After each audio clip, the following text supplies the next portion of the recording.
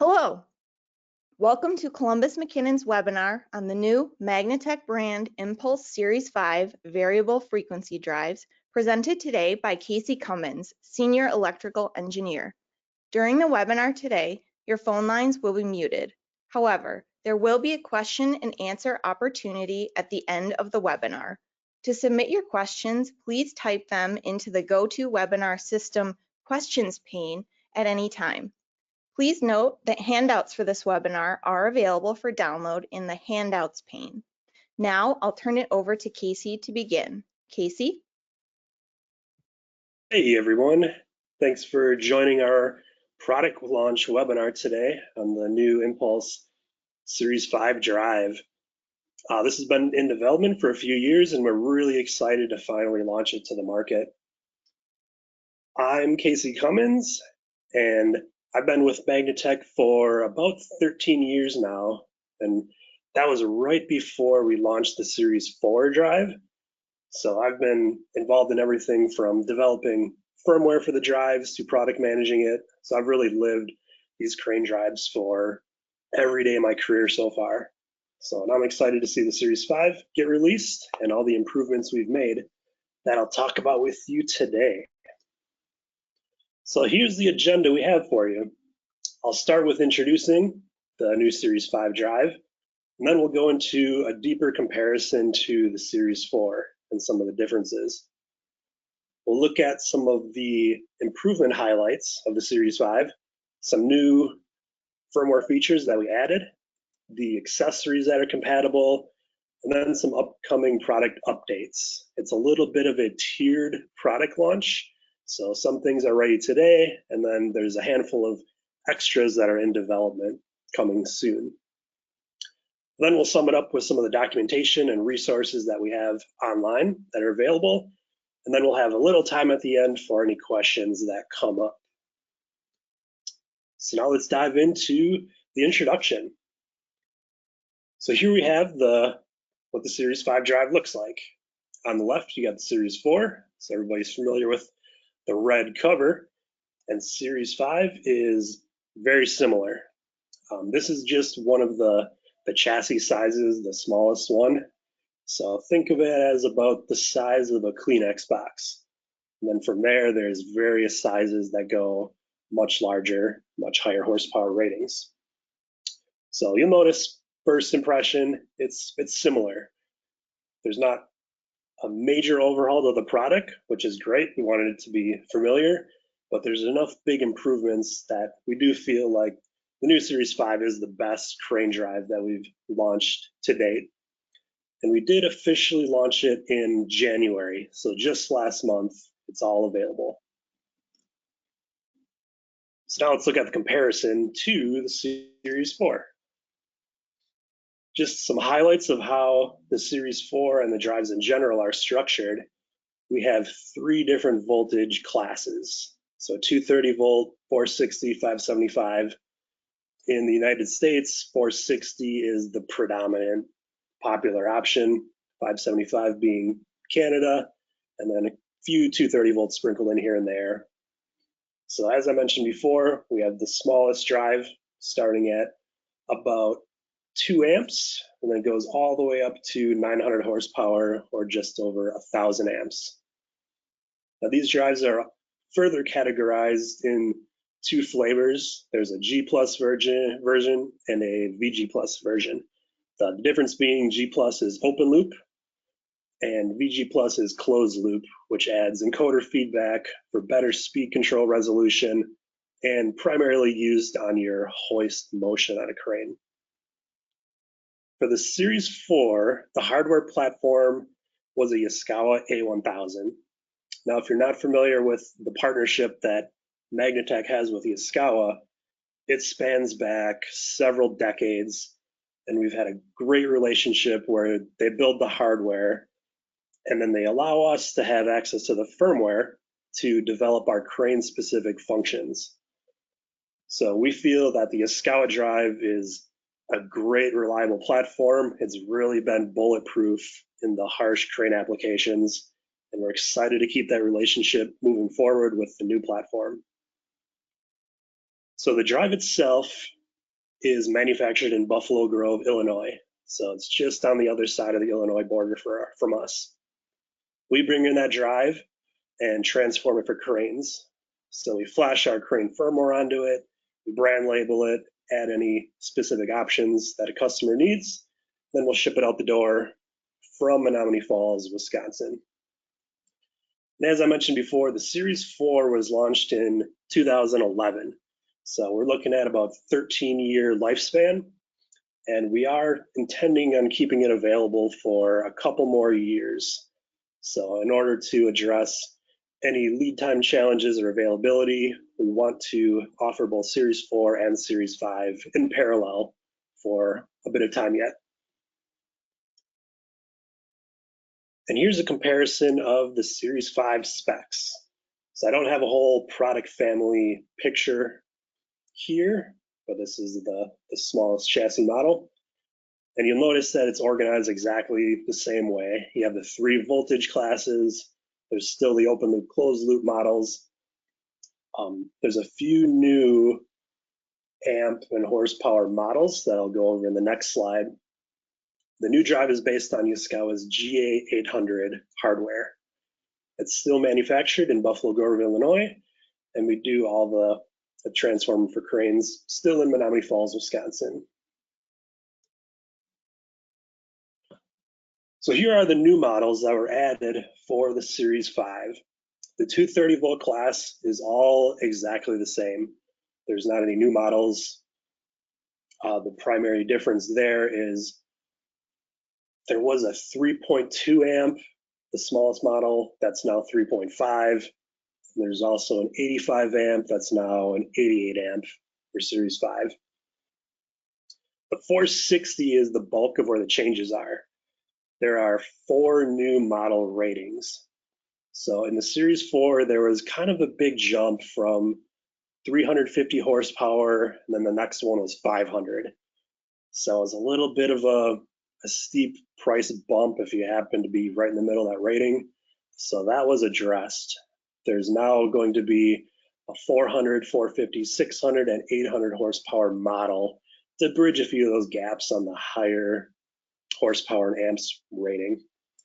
And if you are more familiar with amps than horsepower, I did put those equivalents in the parentheses there. On the 575 volt side, the only difference is there's a few new models that bring it higher up into the horsepower range. The Series 4 peaked at 200 horsepower, and now there are 5 new models that bring it all the way up to 450 horsepower. So we're hoping that'll bring some new opportunities for the Canadian market that we didn't have before. Though I do want to note that as of right now, the 575 volt models are not available. It's looking like in 2025, those will be ready and we'll launch those to the market. So stay tuned for updates on that.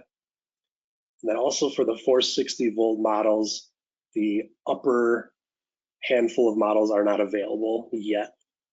We have everything up into 605 amps available today, and then the few above that are hoping to be ready in spring. So stay tuned for a few months from now. Now this presentation doesn't take a super deep dive into all the specs of the drive. So I just want to note that we do have a brochure available for the Series 5, and that does give a full lineup of all the specs. So if you want to know what all the input and output ratings are, all the full compatibilities of the drive hardware itself, there's a very nice table that lists all those specs. And we also have a transition guide. So this does a comparison between the Series 4 and the Series 5. So we'll have a comparison of the upper level drive specs, and more importantly, a parameter comparison. So there are some minor differences in the parameters. The vast majority are exactly the same. So if you're familiar with how the parameters are structured and a specific parameter number, more than likely it's going to be exactly the same for Series 5, but there are a few changes. There's some new things. There's some reorganization we've done to make it make more sense. So you can go to this transition guide and see exactly what a Series 4 parameter is mapped to in the Series 5, and likewise. The next key difference is the keypad. You probably noticed it right away from the two picture comparisons that's a pretty big difference. Overall, the new keypad on the Series 5, it's a higher resolution display, which is great. On the Series 4, you were limited to 5 lines of text with 16 characters, and it's almost been doubled that for Series 5. So we can fit 32 characters across. What that means is we can be far less cryptic with some of the parameter names. Because of text limitations, we had to get a little creative on what things were named, but it can be confusing. For the most part, since you have the screen, you didn't necessarily need to be reliant on the product manual. But now, even with the Series 5, it's better yet, since things will be more straightforward. The Series 5 keypad has a new button layout. So you'll notice you have the arrows for each direction, very straightforward and logical. On the Series 4, it navigated pretty well, but how to go back and forth on your text got a little getting used to. Now it's pretty intuitive. And the buttons are more tactile. You get a very satisfying click when you hit any of the buttons. And it gives you a little better feedback when you're wearing gloves. The navigation itself, I feel, is better. You'll see in the picture notated there that there's different sections that are organized. So it's pretty straightforward where your monitors, parameters, auto tuning are easy to access.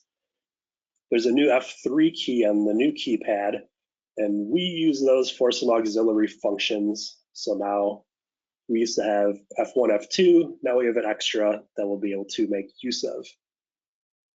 Now, I think the biggest difference that people will really appreciate is the new keypad has a battery inside of it. So what that allows you to do is actually set a calendar date and time. And this gets mapped with any of your faults. So if you get a fault that occurs, it'll timestamp it with a date and time of exactly when it happened. The Series 4 had a fault log, but it used the drive runtime instead. So if the fault happened after you've been running the drive for 100 hours, it would say the fault happened at 100 hours. But that really isn't helpful. So now with an actual date and time, troubleshooting is a lot more straightforward. The battery life can be up to 5 years. So it's a little dependent on the temperature, your ambient temperature, your drive, but we have seen up to a 5-year battery life. And it's very simple to replace. It's a little coin battery behind a door on the back side of the keypad. And lastly, there's more parameter storage in the keypad. On the Series 4, you were able to store one set of your parameters. So if you wanted to transfer settings from one drive to the other, you could store it on the keypad and move the keypad to the new drive. On the Series 5, you can now store 4 parameter sets. So this may be helpful if you're trying to tweak your drive to get it to work a certain way. You could save certain backups along the way and then easily revert back to them.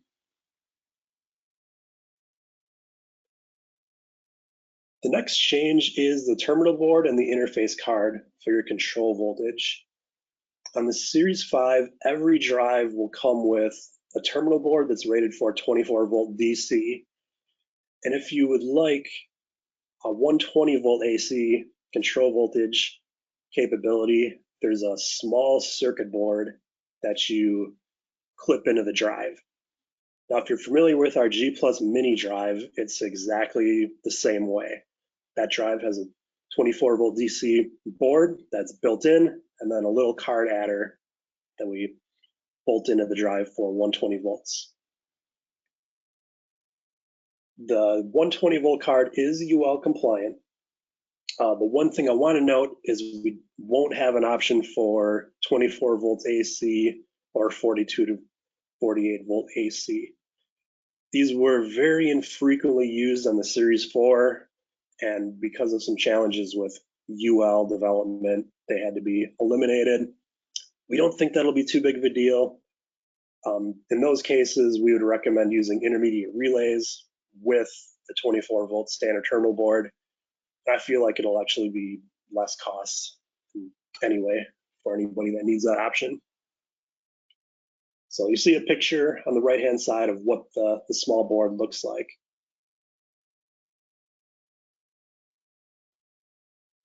Next one is the I/O option cards. We are going to make use of the S4 I/O, the 120-volt version only for the Series 5. So it's the same exact option card carried over. The one caveat is it's not UL compliant. That's something that we have in development to hopefully address. But for the time being, if you need your drive and your control panel to have UL compliance, you won't be able to use the S4 I/O board. You are, however, able to use the 3 other I/O boards that we have available, the DIA3, DOA3, AOA3. Those are for your various digital inputs that are 24-volt DC, and then additional digital outputs and analog outputs. For the industrial communication option cards, those are simpler. Every card that was available for the Series 4 is available for the Series 5. Same exact cards, no difference. So that includes your Ethernet, your Modbus TCP, Profibus, Profinet, and there are some dual port variations of some of those. So no change there. In the future, there's a new communication card that we're working on that combines multiple of those protocols into one card. It'll have Ethernet, Modbus, and Profinet on the same board, and then to switch between them, it's a little dip switch that you change on the card. So it's not quite ready yet. We have to get some documentation put together for that, but that could be a good solution for being able to keep one single card in inventory and then have it address multiple different communication protocols. Next is our ImpulseLink 5 software. If you're not familiar with this software package, I like to liken it to iTunes for our drive. So it's able to be a software package on a Windows PC and then connects to the drive. There's multiple ways to do that. You can use a hardwire, a USB cable, or also it's compatible with our wireless diagnostic solutions. One thing to note is as of version 5.12.5, which we released last year in September, so September 2023, that added compatibility with the Series 5 drive. So if you have the software and you've kept it up to date with the updates we released, you probably already have compatibility with Series 5. If you don't have the software, you can download it from the Columbus McKinnon website, but note that there's 2 versions of it. There's a viewer version, which is just the free viewer reader, and there's a professional version that requires a licensing key. And the professional version is what allows you to read and write from the drives, do live monitoring. And for the most part, that professional version is what you'll need for the Series 5. To be able to read and write your parameters, you'll need the professional version. The big difference between the Series 4 is now you can use a standard USB cable to connect to the Series 5. So you'll see on the front of the drive, there's a little USB rubber grommet that you can open, and there's a mini USB port there. So you can plug that into your drive and your PC and read and write with ImpulseLink using just that. So it's nice to be a standard cable. Series 4 had a specific design cable that was required to be able to communicate over its serial protocol, and now it's been improved so it's something standard. So now we'll dive into some of the improvement highlights of Series 5. First is the chassis size. There is a big difference on many of the chassis sizes. Specifically, when you get to the 30 horsepower and above models, they can become up to 45% smaller. And along with that, many of them have a significant weight reduction.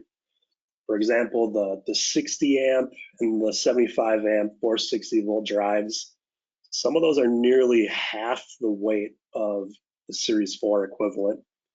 And primarily the reason for that is the smaller footprint and there's less use of metal. Those models in the Series 4, everything from the cover to the chassis was completely metal. Now there's a little more intelligent use of plastics for the cover, and that make a huge difference in the weight. One thing to note is the depth dimension on just about all of the models did increase. So that's something you'd like to keep in mind for retrofits. And what we don't want to happen is you upgrade to a Series 5, but your control panel was as shallow as you could get it. You install the new Series 5 and then the door no longer closes.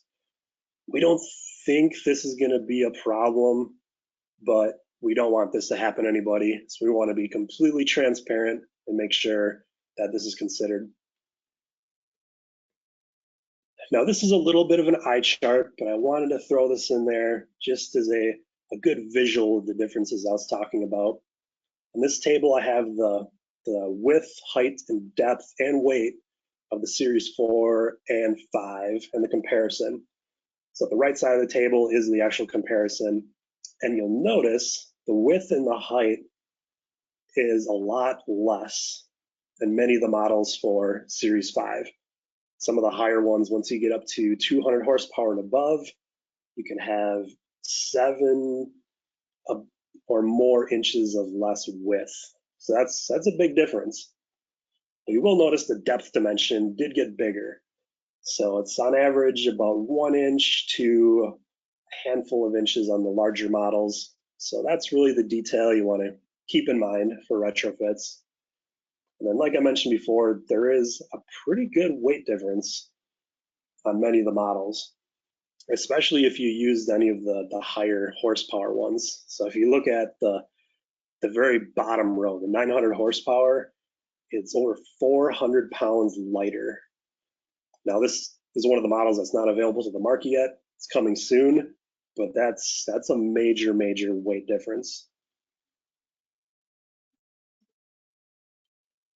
So we want to keep this a little interactive, so there's a couple poll questions I have. So we will take a quick pause and do poll question number 1. All right, we're just going to go ahead and launch the poll. So the question is, are you concerned about upgrading to Impulse Series 5 variable frequency drives given these new depth dimensions? You can go ahead and select your answer: not concerned, somewhat concerned, or very concerned. So we're just going to give it another minute, waiting for a few more answers to come through.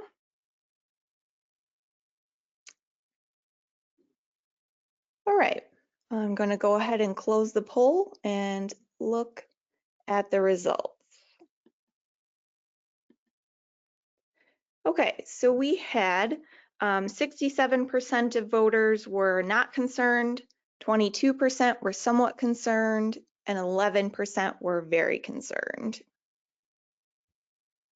All right, I appreciate everybody's feedback, and we really wanted to just get first impressions while that information was fresh.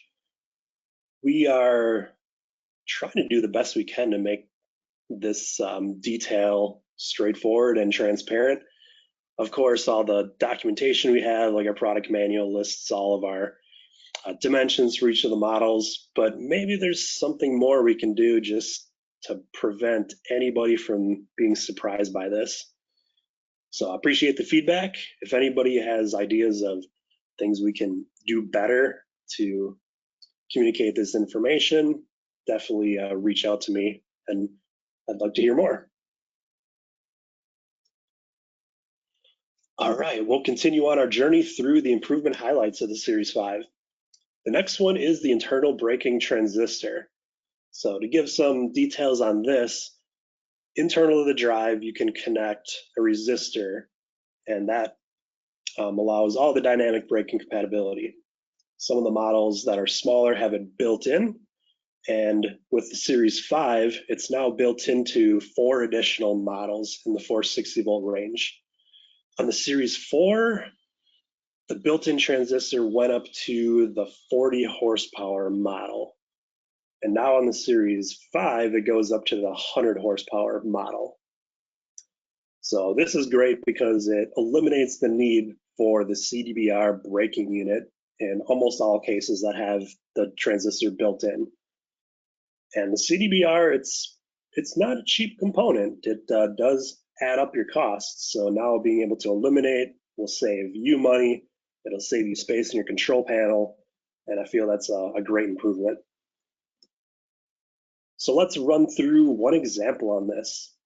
Let's say we have a 460 volt application that is a 100 horsepower motor.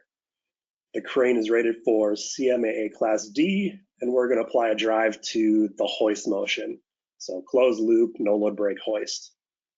On the Series 4, we would select the 4150 model, so the 150 amp model. Then we have the resistor and the CDBR braking unit that you need for the braking compatibility. On the Series 5, we'd be picking the same exact model. So the 4150 VG Plus maps over exactly. And then you notice that you don't need the CDBR. That's because it's built in. So one less component. Now don't go too deeply into this, but you'll also notice that the resistor is a little different. That's not a typo. There are a few differences in the resistors that I selected for the Series 5, primarily to try to trim a little bit of cost down. We do have a guide that lists all the resistors that are paired with Series 5 for each of the duty cycles and motions. And also in the same table lists the same information for Series 4. So that guide is downloadable from our website, and you can really quickly see what the differences are, and for the most part, a quick reference of which components you need for each drive model. Next, we'll talk about a couple more details on the terminal board. I'm really pleased to announce that the terminal board no longer has internal memory. Now, anybody that's familiar with the Series 4 drive, this was one of the biggest complaints we had. The Series 4 terminal board had internal memory. So what that did was it stored a copy of the parameters on that board, as did the control board that was connected above it. And the two parameter sets were constantly compared. And if for whatever reason they didn't match, it would throw a fault on the drive. So where this would come up is if for some reason you had to replace your terminal board, you'd get the replacement, plug it in the drive, turn the drive on, and then you're immediately met with a fault. And then if you dug into our manual, there was a few extra steps that you had to do to synchronize the parameters. So what it did was it would take the copy that's on the control board, transfer it down to your new terminal board, and then it would match, everything would be happy.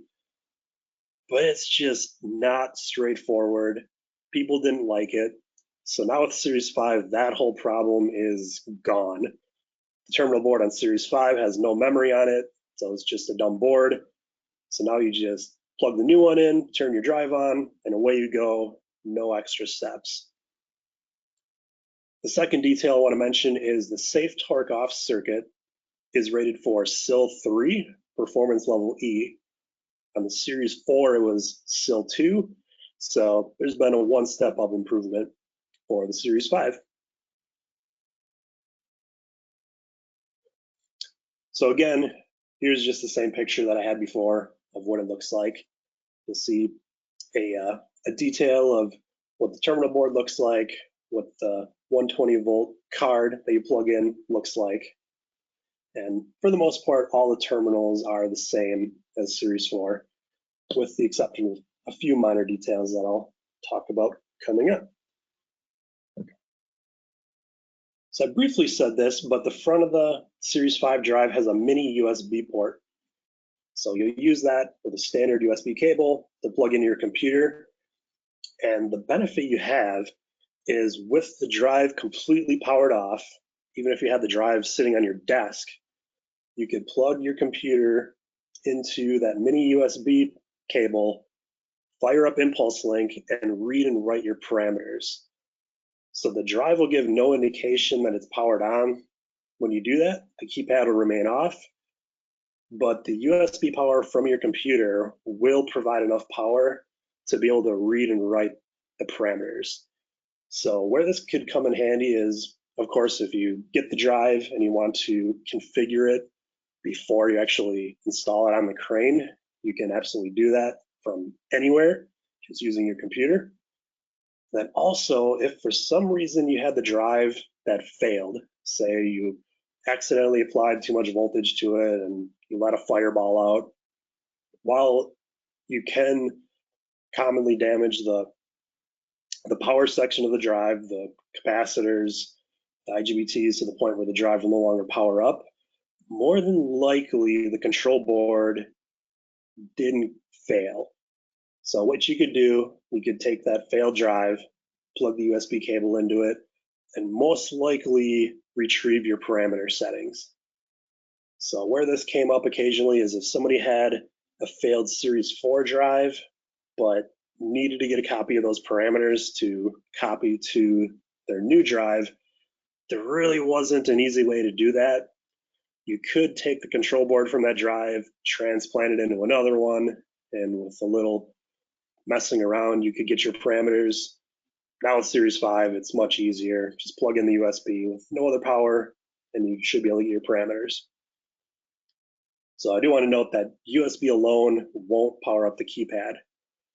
But what will power up the keypad is if you wire 24-volt DC into a terminal on the terminal board. Let me back up one slide here. So on that top row, there's a PS terminal. That's for power supply. So you can wire 24-volt DC into that, and it will power up your keypad. So the rest of the drive remains off. So everything's finger safe, everything's low voltage, but it allows your keypad to turn on. So then you can configure your drive using the keypad. This is also useful if you have communication option cards like Ethernet. You can keep your Ethernet online using that 24-volt low voltage, but have the mains power to your drive turned off. So what's beneficial there is once you give full mains power to your drive, the Ethernet communications don't need to resolve IP addresses, and you'll be able to run much quicker. In contrast, if you had the whole drive off, you powered on, your Ethernet would take a little bit of time to communicate with your PLC and get IP addresses. You may have to wait 30 seconds before you can actually issue a run command. So this allows you to keep everything on your communications powered up. On the Series 4, it had this capability, but there's an accessory that you had to clip onto the side of the drive. I have the two part numbers listed here. Now with Series 5, you no longer need these accessories because it's built into the drive standard. All right, now we're going to go to poll question number 2. All right, we're just going to launch this. And our question is, would you find resources related to connecting variable frequency drives to a PLC valuable? You can select yes, no, or not sure. All right. Still have a few answers coming in, so we'll just give it one more moment. Okay, I'm going to go ahead and close the poll and look at the results. So results say 78% said yes, 11% said no, and 11% also said not sure. All right, excellent data. So I appreciate everybody's feedback. Where I was going with this one is, personally, I feel us at Magnatech can do better to make it easy to connect our drives to an Ethernet network. We have all the documentation out there of how to do that with all the addressing, but you still need to be pretty savvy with PLC development to actually figure that out. If it's somebody like me who doesn't have a whole lot of PLC knowledge, I'd probably be looking for something more like example programs, maybe YouTube videos. So I just wanted to gauge some interest of whether that's a path that we should go down to provide some more materials. I know from the industrial side, you're kind of paywalled between some proprietary software such as Allen Bradley. So you have to buy their expensive hardware, their expensive software, and it's not as open to the average person. There are other products out there. Of course, you can go on Amazon and find inexpensive PLCs, or the one I have listed in the picture is a Click PLC. So I believe that's from Automation Direct. It starts at under $100. The software is free. So while you maybe wouldn't want to use that in an industrial crane setting, maybe that's a good jumping off point to show how to do communications with the impulse drives. So appreciate the data. I'm going to think that over and see what we can do to either develop more instructional materials or maybe example PLC programs that we can make available for everybody. All right, next topic is some of the new features. For Series 5, sway control is now a standard function. On Series 4, it was a separate firmware version that had to be flashed into the drive, and there was a cost adder to it. Since this is a safety function, I really felt strongly that this should become a standard function. So if somebody wants to use it, it's very easy to turn it on with a parameter. If somebody's not interested in using it, then you just ignore it. I'll give a little overview of what sway control is. The whole premise is to greatly reduce the load swing on a bridge or trolley. So as you can picture it, when you're moving a load, it's nothing more than a giant pendulum. So it doesn't take a whole lot of movement on your bridge or trolley to really get the load swinging. And we've seen a lot of deaths in the industries that use cranes due to swinging loads. So this is a software solution that will essentially eliminate that swing. And that results in a safer work environment for the operators or anybody that's near these cranes in operation. This function is completely software-based, built into the drive. There's no PLC required for it. You can use it with or without hoist encoder feedback. So we do recommend using encoder feedback from the hoist because that allows you to eliminate the sway across any height that you have your hoist lifted or lowered to. You can use it without encoder feedback. All you do is program a hook height that you want the crane to eliminate the swing in the most. So say you're always lifting your hoist at about 30 feet from the drum to the center of gravity of your load. All you have to do is program 30 feet into the drive, and it will eliminate the most swing at that 30-foot height. Now, these are just a little bit of the beginner details. We do have a sway control webinar out there and also a YouTube video that goes into a lot more detail. So it goes through how to set it up on the drive, and actually the video will show you the difference it makes. You run the hoist with it turned on, turned off, and the magical difference it makes. So if you want more information on that, seek out either the webinar or the YouTube video. Next new function is some collision avoidance intelligence that we added into the drive. So the collision avoidance gives you crane to crane and crane to wall collision avoidance using the feedback of a laser. So what we've done is we've added the intelligence inside the Series 5 drive such that you can connect the LaserGuard 2 laser directly to an analog input on the drive. If you're familiar with our LaserGuard 2 product, it's a kit that has the laser, the reflector, and then this small enclosure that has a circuit board inside of it. And that circuit board contained all the intelligence So you set your distance set points using buttons on that control board. And it also had some intelligence for loss of signal, loss of power on the laser sensor. So what we did was we took all the intelligence from that board and moved it into the drive.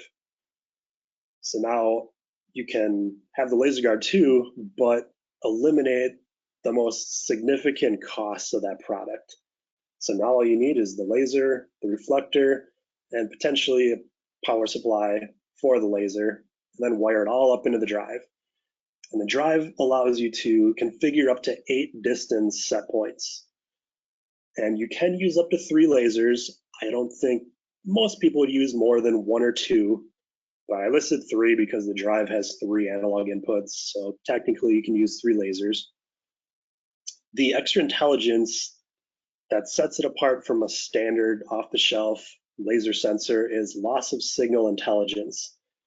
So say you buy just a standard SICK laser sensor off the shelf that uses a reflector for feedback. If you would block that laser signal abruptly, the laser is just going to think it's out of range. What we do with the extra intelligence is we're monitoring the analog feedback from the laser, and if we see an abrupt change, we know something happened. So either something impeded your signal, maybe your reflector fell off the wall, but it does give you an indication and it will stop your crane. Of course, what we don't want to do is assume that you're out of range, allow the crane to keep on moving, and then run into something. So this intelligence is a big improvement for safety. So overall, with the elimination of that control board and that enclosure for the LaserGuard 2, it becomes a new low-cost collision avoidance solution for us that has the extra intelligence. And we are working on putting together a kit of parts for the LaserGuard 2 that you'll use for this function. So there's some information in the manual that you can look at today to see how you'd set this up. And then coming soon, we'll have some kits and examples of how to apply it. So next, I'll rapid fire a few more of the new features that are added on the Series 5. The first one is the Motor 2 changeover. If you're familiar with our drives going all the way back to Series 3, the Series 3 had this Motor 2 function. In Series 4, because of some design reasons, that function had to be eliminated. And now with Series 5, it's back. So what this does is it allows you to have 2 different configuration sets in the drive for 2 different motors. It doesn't allow you to run 2 different motors at the same time, but with a flip of a switch, you can switch between one or the other. There are a few limitations to it I don't list here, but you're not able to have a closed loop drive and motor, I should say, a motor with encoder feedback for your Motor 2. So you're not able to do a main hoist, switch to an aux hoist, and run them in closed loop. The Motor 2 always has to be open loop. So what you could do is if, for whatever reason, you ran your hoist at one point and then stopped it, flipped the switch, and then ran your bridge or trolley, you could do that with a single drive. The next feature is secondary functions for all of the inputs and outputs. So traditionally on the Series 4, you'd have, let's say, your digital inputs, your S1 through S8 inputs, and you would assign those a specific function using a parameter. So say upper limit 1, you'd assign to one of those. For Series 5, we added a secondary function for every input. So let's say your S8 input, you could assign 2 different functions that are enabled with that one input. So we don't have any specific great examples of what that would be used for, but we do think there'll be some clever uses of it, and hopefully it'll allow you to get by without having to necessarily add an additional IO option card. So let's say the digital inputs, you're limited to 8 of those on the standard drive. And then it's pretty common to add an option card to add more. Maybe with the use of these secondary functions, you can double up inputs. Next one is the new expert access level. So if you're familiar with the drive parameter structure, we have various access levels, everything from putting it into a user mode where people can't make changes to advanced access, which on the Series 4 opened up all your parameter settings. On the Series 5, we also have advanced level, but we made some changes to it. So now with advanced level, it's only going to show the most commonly used parameters, and then it'll hide the rest. So we put a lot of effort into figuring out which parameters are used the most by people, and we wanted it to be more palatable when you're configuring the drive. The drive has well over 1,000 different parameters in it, and I would say over 90% of those are never used by anybody. Just obscure adjustments you can make or functions people don't commonly use. So we felt that we'd make an adjustment to the advanced level just to make it simple and easy, has all the essentials, hides the rest. Now you can flip it into expert level, and that shows all your parameters. So you're not losing anything. We're just having an extra layer that gives some added simplicity. So to give an example here, if you'd use our Impulse Link software, we can download the parameters and print them out, a full set. If you print every parameter, it's probably going to be about 15 pages worth. If you flip it into advanced level on Series 5, that same printout will probably be 3 to 4 pages. So significant difference. So we try very hard to make our drives very simple to set up, very easy to use. And this is one of the steps we wanted to take to make it easier yet. Next function is some additional travel limits. If you're familiar with those, we have upper limit 1, upper limit 2, lower limit 1, lower limit 2. We expanded the set of those a little bit, so you have some additional options. So now there's a lower limit 0, upper limit 0, and a lower limit 3. So if you have limit switches, you have additional places that you can indicate that the drive needs to know and take action. And lastly, the maximum speed is increased up to 300 hertz. On Series 4 and prior, it was limited to 150 hertz. Now, I don't believe I've ever heard of anybody running into that as a problem, especially in the United States where your base speed is usually 60 hertz. So running that up to 150 hertz was quite a big overspeed. But we really wanted to make this change because if somebody would have, let's say, a 120 hertz drive, if the ceiling was 150 hertz, you're not gaining a whole lot of extra overspeed capability. So now that it's raised up to 300, I don't believe anybody's going to run into any speed limitations moving forward. All right, now that we're done talking about highlights and features, let's talk about the available accessories. First is a Series 4 to Series 5 mounting adapter. Now this is a big request that I've had come in multiple times over the years when we talked about Series 5, and we do have an adapter. The caveat is only available for some of the smaller models. So you'll see a list here on the 460 volt tier, you can use the adapter up to the 31 amp model.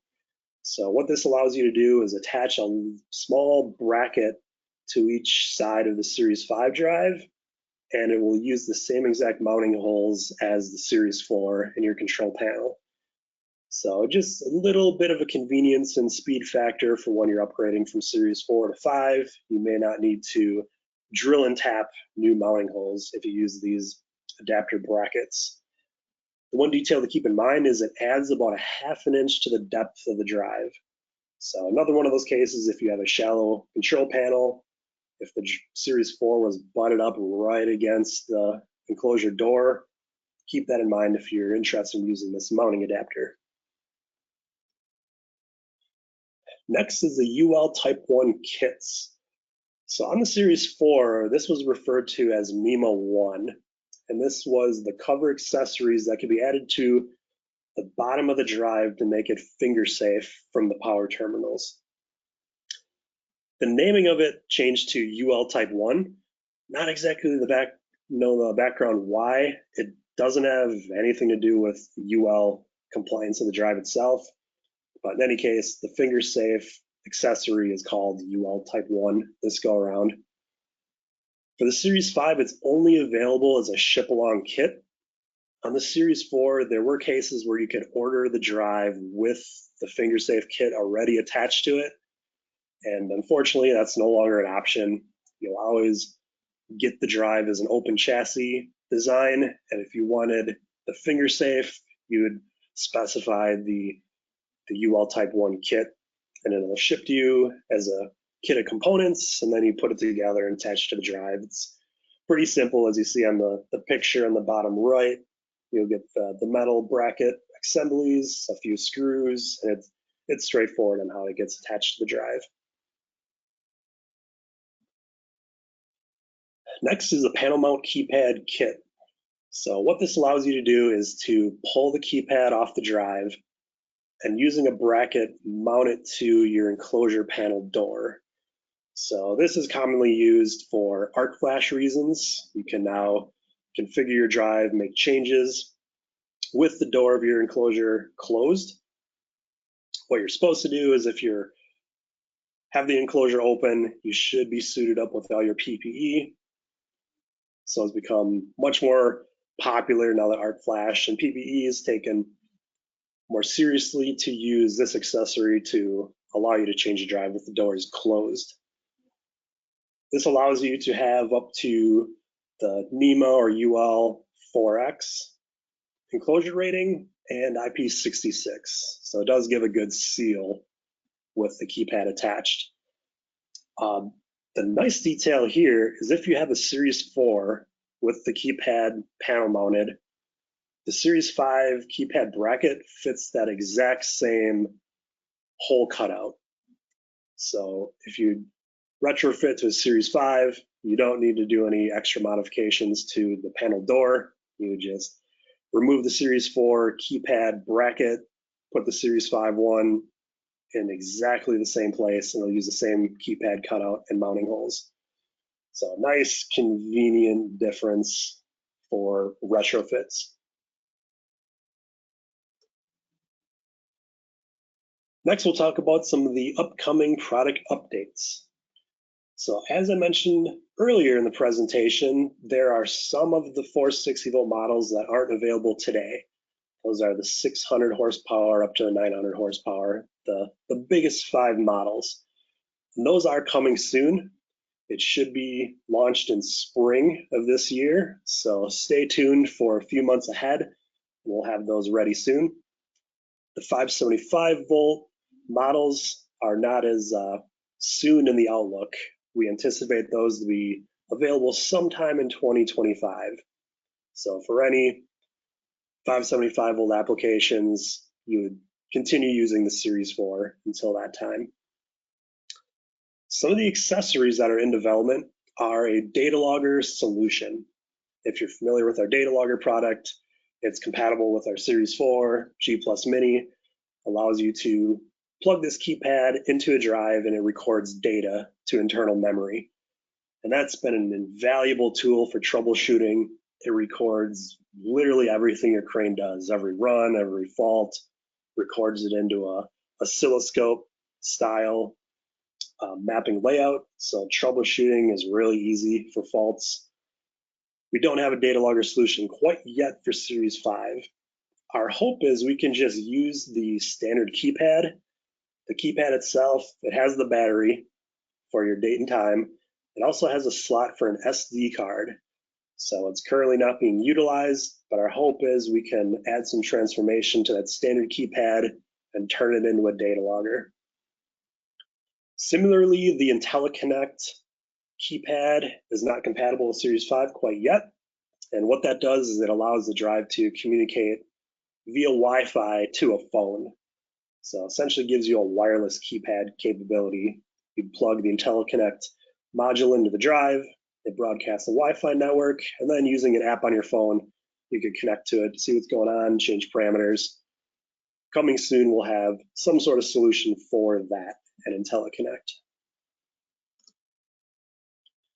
Some firmware features that are coming soon. As I mentioned before, we made Sway Control a standard included function, and that's available today. Coming soon, later this year, we're going to also add the weight measurement and load summing as a free standard function, and the static stepless simulation functions also as standard. Now, the two functions that we're going to keep as non-standard would be our buck control and our drive/hoist synchronization firmware. Those two are going to remain as a separate firmware version that we flash into the drive. The primary reason for that is because those applications for bucket synchronization are much more complicated. There's specific wiring and configurations that need to be done. So we at Magnatec want to be involved with those applications and make sure they're done right. So those will remain non-standard functions, coming soon in the future. Coming up to the end, we'll go through some of the documentation and resources that are available. So here's a list of what we have available. On our website, there's downloadable brochure, the full technical manual, the quick start guide, the Series 4 to 5 transition guide, and an FAQ document that just goes through some basic questions and answers.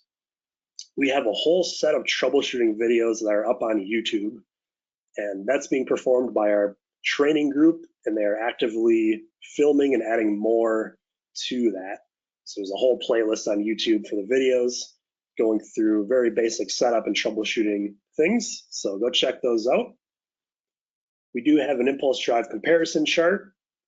As I mentioned, there's a dynamic braking selection guide that's downloadable from the website, which gives you the cross-reference for each drive model to its braking unit, braking resistor, plus the comparison between the Series 4 and 5. We have product images that are available if anybody needs them. And we also have downloadable from the website our 2D CAD drawings for each of the drive models. I believe that's going live on our website very soon. And that's a whole package of the CAD files that go along with each drive model. I believe there's 9 different chassis sizes. So for anybody that needs these to place into their control panel design drawings, feel free to go to the website and download those and use them as needed.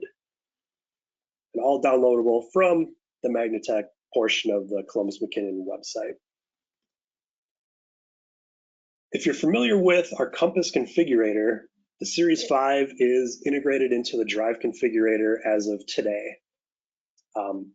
There's active development going on to expand that out, but as of now, you can go into the configured section, go into the drive's configurator, and configure a Series 5 drive. And it's very easy to flip back and forth between a Series 4 and Series 5 to check out what the lead time differences are, what the price differences are. It'll pair up the resistor recommendation braking unit, so you can really easily see how they compare and make the best choice for you based on lead time or price. Coming soon is in the standard section, there will be a very quick listing of all the drive options. So instead of having to go through and answer all the questions on the configurator, you can see a list of all the most common drive options. For example, most people will use a standard drive with a 120 volt control voltage, and we'll have a listing of all those easily accessible. If you're familiar with the Magnatec price book, we're doing our best to make it as close to that as possible, so it's quick and easy to reference part numbers and prices. And lastly, I want to end off with a quick list of the 5 notable improvements we made with Series 5. First one is additional firmware features are now standard. The sway control is built in. There's a new collision avoidance intelligence function, and coming soon, the weight measurement, load summing, and static stepless will all be built into the drive, standard, no extra cost. Number 2 is the Arc Flash friendly interface. I mentioned you can use the mini USB port on the front of the drive to connect to your computer, to read-write parameters, all with low voltage, and also adding 24 volts to power up the keypad to also configure the drive with low voltage. So some additional options for convenience and safety of the drive in a low voltage state. The keypad is improved. It's larger with higher resolution, easier to use, better organization, and the nice tactile buttons are easier to use when you're wearing gloves. Next is the additional sizes that were added. The catalog for the 460 volt tier has 4 additional models, and the 575 will have 5 additional models when those are available. And overall, the smaller footprint, up to 45% smaller, much lower weight on many of the chassis sizes, and the 460 volt models have an internal braking transistor up to 100 horsepower. That concludes all our content, and we do have some time for any questions that came up. I will note before we dive into that, here's my contact information. Feel free to reach out to me for any questions you have, anything whatsoever for any of the impulse drives. I'm more than happy to help. All right, thanks, Casey. Right now, we just have one question that's come in. Just as a reminder, you can type your questions into the GoToWebinar question pane. Our first question is, what does the lead time and availability look like for the Series 5? That's a great question. I did briefly say that even with the introduction of the Series 5, we are going to keep the Series 4 around for, I'm hoping, 2 more years and run those in tandem. So what that's going to do is allow us to have much better availability, much better options. Last I checked, as of yesterday, we had 600 to 700 Series 5 drives on our shelf here in Menomonee Falls. So right now, availability looks great. And I believe we have even more quantity of Series 4 than that. So some of the larger models, like say you needed a 605 amp drive, we may not have that on the shelf. But I think most things 200 horsepower and below, we have good inventory on. Okay, thank you. We didn't have any other questions come in, so that will conclude our webinar for today. As Casey mentioned, his contact information is on the screen, so feel free to let him know if you have any further questions. This was the final session of our Impulse Series 5 training, but we will be uploading a recording of this training to the training section of columbusmckinnon.com if you or any of your colleagues would like to review this information. We certainly hope you found this training session useful. Please take a moment to complete the brief survey that will pop up as the webinar closes. Your feedback will help us plan future training. Thank you for joining us today.